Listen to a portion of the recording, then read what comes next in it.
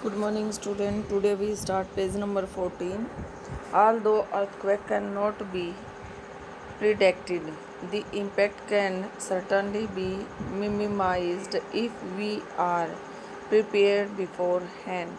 Some common earthquake prediction methods adopted locally by people include studying animals' behavior. तो animal के behaviour से हमें पता चल जाता है जब अर्थक्वेक आना हो लगता है।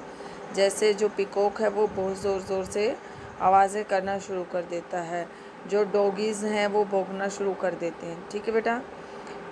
Fish in the ponds get agitated, बहुत ही उग्र हो जाती हैं। Snakes come to the surface, जो सांप हैं वो पृथ्वी के अंदर से बाहर ऊपरी सतह पर आ जाते हैं। ठीक है। An earthquake is measured with a machine called a seismograph. तो उसके कारण जो ये अर्थक्वेक हैं उसके कारण आते हैं, जो ये वेव्स जो हैं वो फैलती हैं।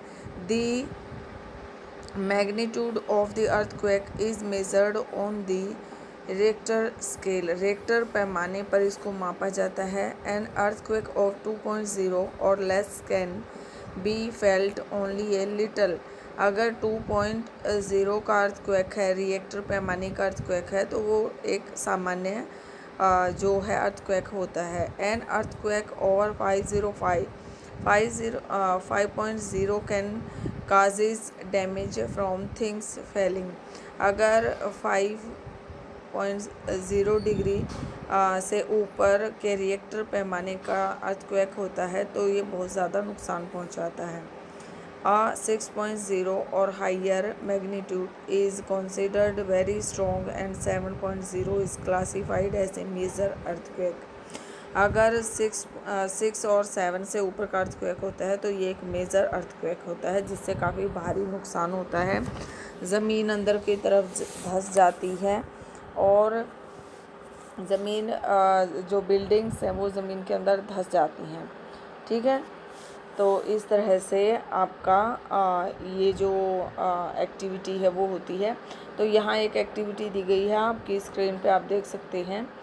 ठीक है। Imagine if a quake suddenly shock in the middle of the school day. School day के दिन एकदम से आ जाता है। वेयर वुड यू गो और सेफ्टी, तो आप सेफ्टी के लिए क्या करेंगे, कहाँ जाएंगे आप। ठीक है। या रीड द अर्थक्वेक, एक केस स्टडी को रीड करो आप। Given in the form of headlines that appeared in the newspaper, जैसा कि ऊपर न्यूज़पेपर में आपको दिखाया गया है। Arrange the events in the right sequence of their happening, तो इसको आप अरेंज करेंगे राइट, जो आपका अरेंजमेंट है राइट सीक्वेंस में आप इसको करेंगे। Where do take shelter during an earthquake, अगर अर्थक्वेक आ जाता है तो आप जल्दी से कहीं ओपनिंग शेल्टर जो होता है उसके पास आएंगे। सेफ स्पॉट अंडर ए किचन काउंटर, किचन के अंदर जो काउंटर बने होते हैं उसके नीचे चले जाएंगे। टेबल या डेस्क होगा अगर आप स्कूल में हैं तो उनके नीचे चले जाएंगे। अगेंस्ट एन इनसाइड कॉर्नर और वॉल, आप दीवार के नीचे नहीं खड़े होंगे। Stay away from fire places, जो फायर प्लेसेस हैं उनसे दूर खड़े होंगे। Areas around chimneys Windows that shelter including mirrors and picture frames, इनसे आप दूर खड़े होंगे क्योंकि इनसे शीशे चटक के आपको चोट लगने की संभावना ज़्यादा होती है। Be prepared, spread awareness among guest your friends, अपने एंड फैमिली मेम्बर्स, अपने परिवार के लोगों के लिए और अपने मित्रों के या अपने सगे संबंधी जो भी हैं आपके या आपके जो फ्रेंड हैं उनसे आप अर्थक्वेक के बारे में जागरूक करेंगे उनको। And face any disaster confidently, और अगर इस तरह का कोई भी डिज़ास्टर होता है तो आप उसको कॉन्फिडेंटली मैनेज करेंगी। ठीक है बेटा। नेक्स्ट है major land forms. The landscape is being continuously worn away by two processes, जो लैंडस्केप इज़ बीइंग कंटिन्यूसली होता है, वार्म होता है, जो गर्म होता है, वो दो प्रोसेस से होता है। वेदरिंग यानी कि जो आपका वेदर होता है, एंड इरोजन और जो आपकी नमी होती है। Weathering is the breaking up of the rocks on the earth surface.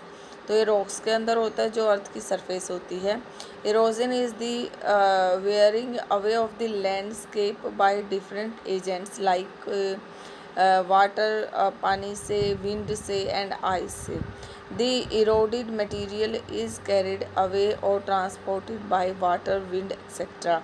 तो ये जो इरोडेड मटेरियल है वो किसके द्वारा ट्रांसपोर्ट किया जाता है? वाटर के द्वारा, विंड के द्वारा, एंड इवेंचुअली डिपोजिटेड।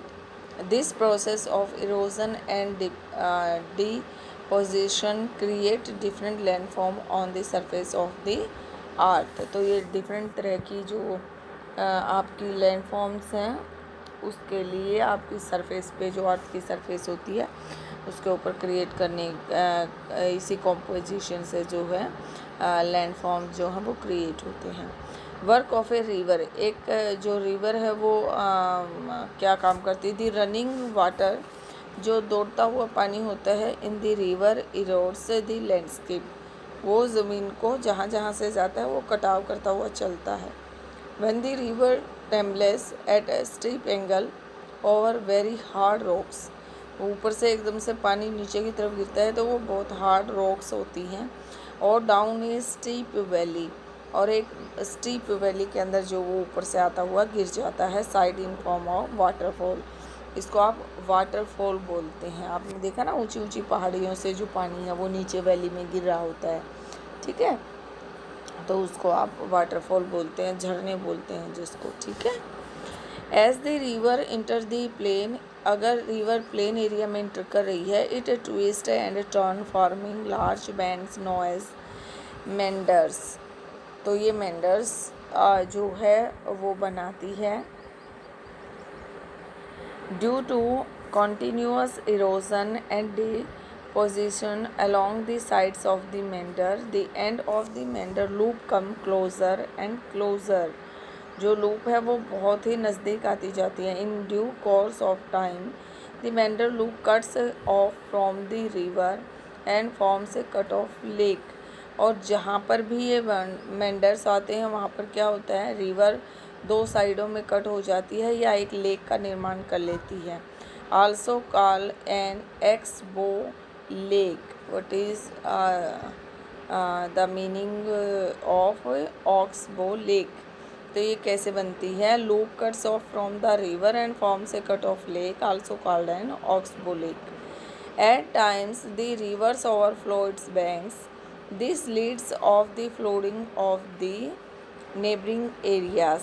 जब ओवरफ्लो हो जाते हैं इनकी जो बैंक्स हैं वो ओवरफ्लो हो जाता है रिवर से, तब क्या होता है कि फ्लूड आ जाती है, यानी कि बाढ़ आ जाती है।